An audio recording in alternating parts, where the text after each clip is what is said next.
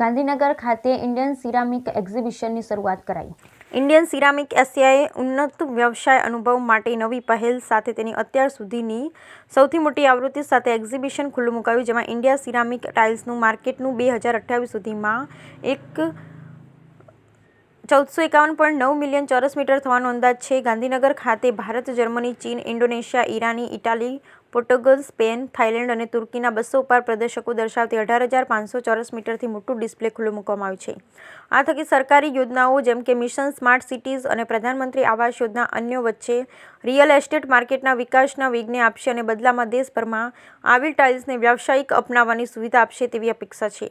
ભારતમાં આજે વધતું શહેરીકરણ, વધતી જતી નિકાલજોગ આવક અને સેનિટરી વેર, ટાઇલ્સ અને અન્ય સિરામિક ઉત્પાદનોની વધતી માંગને કારણે ભારતીય સિરામિક ઉદ્યોગમાં આશરે 9% વૃદ્ધિનો અંદાજ છે.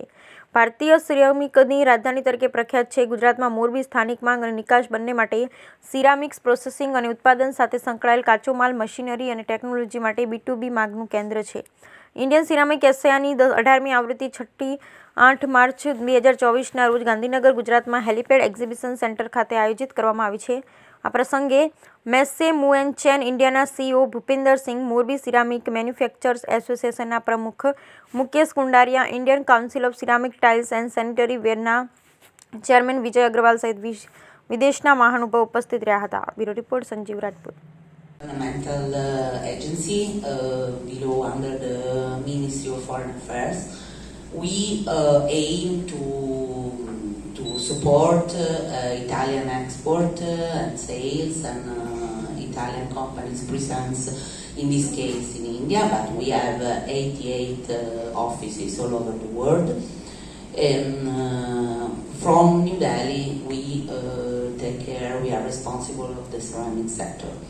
So we have been participating in this fair as Italian trade agency in collaboration with the association ASHMAC since 11 years. This is since 2013. We are bringing Italian companies to participate in this important fair, of course the most important in the area. This year we have 12 Italian companies in our pavilion. Normally there are companies who participate every year, and sometimes there are new ones who are added because they start, let's say, they need to consolidate their presence in India.